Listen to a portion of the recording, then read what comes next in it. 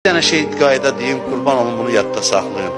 Harda əlindən bir şey çıxdı, harda istədin əlin bir şeye çatmadı, yönəl Allaha, bil ki o sənə bu saat nəvaziş eləyir. Allahın xoşu gəlmir bəndəsin nəyəsə çatmasın. Allah artığın verməklə məşğuldur. Artığın verməklə məşğuldur. Deyirsən ki, qüdrətin çatır, bəli, rəhəmlisən, bəli, mən çalışmışam, bəli, nəticə yoxdur, deməli, sən daha üstün bir şey mənə vermək istəyirsən bunu verməməklə. Daha artıq bir şey vermək istəyirsən. Kim ora diqqət eləsə, onda həsrətini çəkməyəcək. Deyəcək, belə dünəndən olmasın.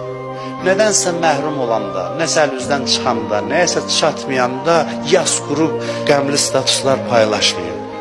Deyin ki, Allah mənə bundan artığını vermək istəyir.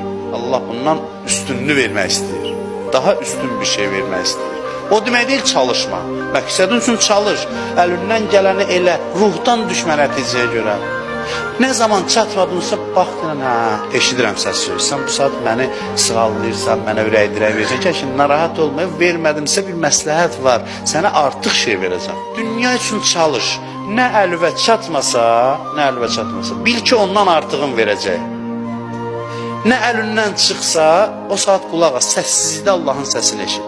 Kim deyir Allahın bu səsini eşitməsə, onda dünya onu, həsrət onu öldürəcək.